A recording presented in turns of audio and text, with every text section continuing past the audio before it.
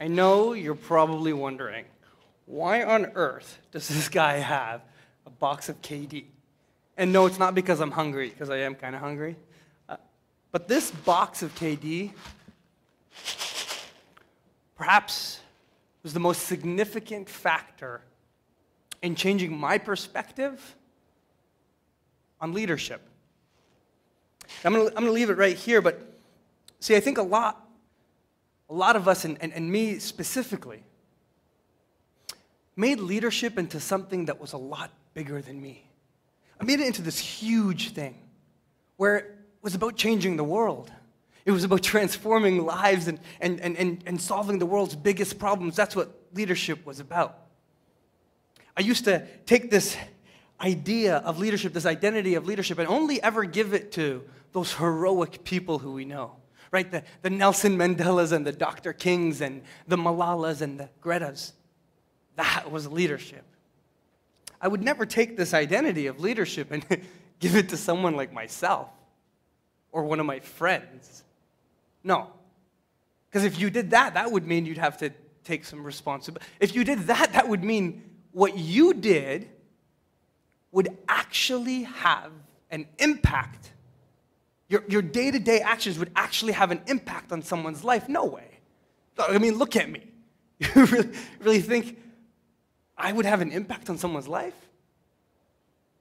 See, it was perhaps this little box of dry mac and cheese that forever changed the way I looked at leadership.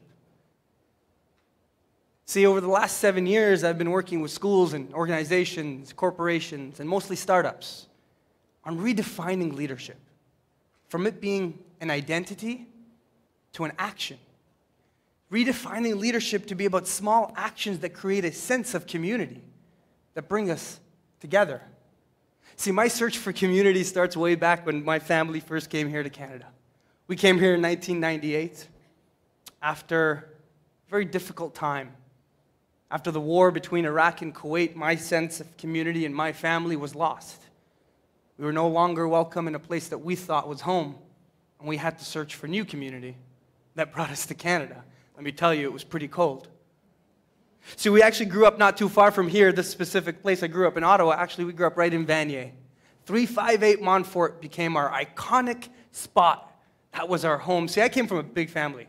I got 3 sisters and 2 brothers and my 2 amazing parents. That was 8 of us. 8 of us had to fit into this tiny 3-bedroom house that we got in Vanier. Now, this 3-bedroom house, we had to make it work, right? My 3 sisters shared the master bedroom. Me and my little brother shared a little room in the basement. My mom and dad shared another room, but that left my older brother. My dad said, I'm going to turn the boiler room into a bedroom. We told him he was crazy, but he did just that. He bought a little curtain and he draped it across the boiler. He put up some art and he put a nice little carpet on the ground and said, see, it looks nice. And we started hanging out in the boiler room. Then he put a TV in the PS2, and it became the hypest room in the whole house. It became where we all hung out. And then we found something very interesting. You know those central vacuum holes you have in your walls? We found out that if you bent next to it and you yelled inside of it, you had an internal PA system for the whole house. It was, Mom would say, Fahd, go call your brother for dinner. I'd say, no problem. Omar, it's time for dinner. We started doing morning announcements. It's cold again here in Canada. We do morning announcements. We created this sense of community between us. This community that we were looking for, this thing that made us feel like we belong, we created it between the 8 of us. And that took me throughout my elementary school here. I went to York Street Public School, not too far from here. Then I went to Colonel By, and I remember my high school time very, very specifically, and I remember grade 12 high school. See, by grade 12, you're having lunch in the exact same spot with the exact same friends and probably the exact same lunch. And I'm sitting down, I'm having lunch with my buddies, and we're chatting about whatever it is. There was this new cute girl in town. But then my phone rang. My phone rang, and it was my buddy, Mohammed. It was the first time I ever owned a phone. It was an LG Slide, if you know what I'm talking about. And I picked up my phone. It was my buddy Mohammed, and he said, hey, Fahd, what are you up to? I said, I'm just having some fun, having lunch. What's up? Mohammed said, I have this idea, I have this inkling. I want to try and do something at school and in our community. And I said, well, Mom, that's cool. Like what kind of thing? He said, well, I want to volunteer somewhere. I said, cool. Like, I already finished my 40 hours of volunteer work. Like, that's free child labor. Like, I've already done it. I don't know what you're talking about. He said, no, I want to be more involved. I want to do something more. I said, well, I'm part of the recycling club, right? That was enough for me. I separated recycling and other things. He said, no, Fahd, I want to do something more. He said, I want to start this camp. He said, I want to start a camp for the kids out of York Street, out of Lower Town. See, the community we grew up in, Lower Town and Vanier, is the highest density of low-income housing here in Ottawa, which means the most concentrated area, most amount of people in low-income housing in a small geographic area. He said, I want to start a camp for those kids. Now, you know when you get serious, you use your friend's full name. So I was like, Mohammed, what parent in their right mind is going to drop off their kids to two 17-year-old brown guys? Like, get serious, right? He's like, Fahd, I think you're being a little racist to yourself. I said, okay, maybe. But even then, if they drop off their kids, one of them is going to be on the monkey bars, and boom, going to fall, break their arm, I get sued. It's like, I'm not trying to get sued. Then he said something very powerful. He said, Fahd, I want to give them an opportunity that we never got. And to me, that was powerful. To me, that was the moment my perspective shifted. See, we didn't grow up with too many opportunities. We got by with what we did, and we did what we could. But the idea that we could give someone else an opportunity that we never got, that got me. And so, of course, what two teenagers would do, the first thing, if we're going to start a camp, we got to figure out a name.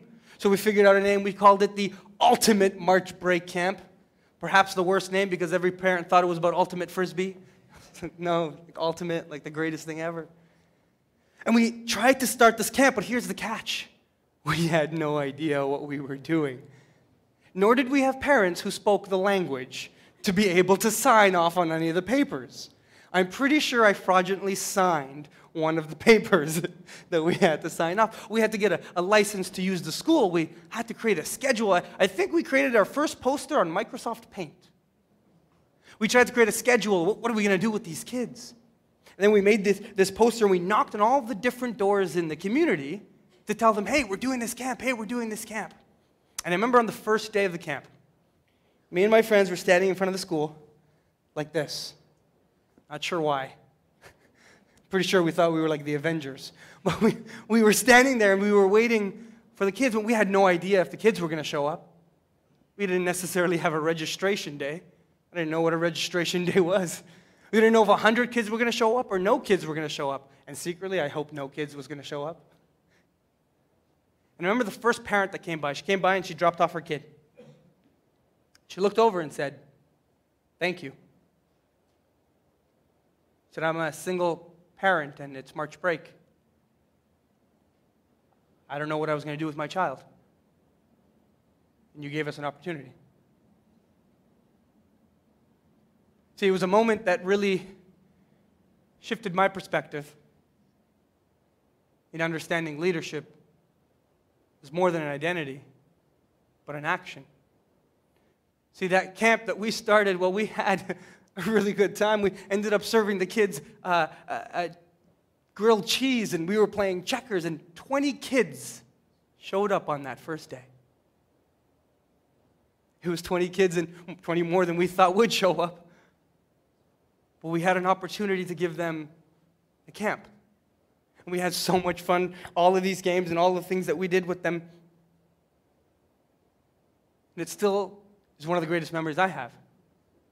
Because I realized that you didn't need a position and you didn't need permission to lead. You simply had to act. You had to act on something that you believed in. You had to act on the passion that you had. You had to act on an instinct that you could lead, that you could help someone else. Now, on that first day of camp, we always do something, we always make sure all the kids take out their candy, right? We make sure all the kids take out their candy on the first day of camp because kids bring a ton of candy, and sometimes candy has peanuts, and peanuts makes people die. You with me? All right, we got to check them for candy. I have 20 kids. I got to make sure I stay with 20 kids, right? I got 20 kids. The kids start taking out the candy. One kid over here, he pulls out a little box of Dunkaroos. You know, Dunkaroos. I thought this is going to be good. Really, when the kids aren't paying attention, we're like, we might snack on some of these. Then the next kid over here, he pulls out a few bags of fruit roll-up. Hey, I'm excited now, right?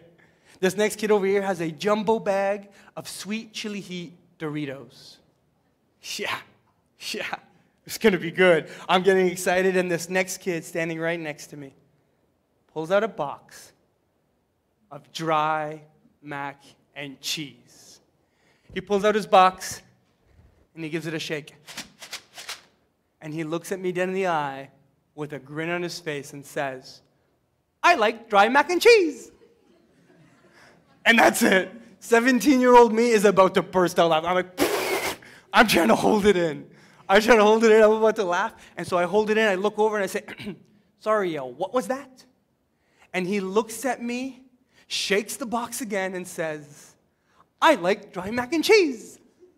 And that's it. I can't hold back. I'm about to burst out laughing. And one of my co-counselors sees this happening. He's standing over here, and he sees this happening, and he comes running in, and is like, oh, my God. Is that dry mac and cheese? And the kid's eyes glow up. And he says, mm-hmm. And my co-counselor says, well, can I have some? And the kid's eyes go, mm-hmm. And he hands him over the box. He grabs the box, he opens it, he puts his hand in, and he grabs a handful. And he starts just eating it. And I'm watching this happen. I'm like, are these fools out of their mind? This can't be happening. And then, the kid with the Dunkaroos, the kid with the fruit roll-ups, and the kid with the jumbo bag of sweet chili heat Doritos all turn to this one kid and say, trade ya. And the kids start trading. They open up the box, they take the little bag of cheese, and they start spreading it. And I'm watching this happen, and I'm like, what alternate universe am I living in?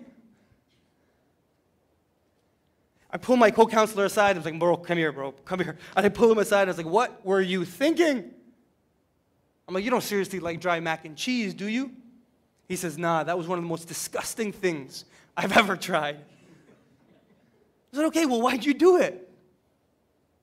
And he said something very profound to me at the time. He said, Fahd, sometimes we have to make a split-second decision that can change the course of someone's life. And I was a bit of a smart aleck, and I said, yeah, he could have died. Death, life, we're changing course, that's for sure. Now, the kid went on to be one of the coolest kids at camp. He had such a good time, but to this day, I don't remember his name because we called him Mac for mac and cheese. And we had such a great time. Now, when camp ended, I got an email from his mother. And the email subject line said, what have you done with my child? ? That was the moment I was like, this is the moment I get sued. I was waiting for this moment, right? This is it. And so I read the next line. He says, my child, I believe you've abducted my child and given me another one. I'm like, what do you say to that? No, like, no, I didn't. I know you are, but what am I? Like, I don't know what to respond. And then I read the next line. And she says, my child has been to special schools and special programs. He's been seeing psychologists and psychotherapists. He's been on several different types of medication, and we haven't been able to figure out what's wrong with him. He hasn't been able to make friends on his own. But today, he's in the park by himself, making friends.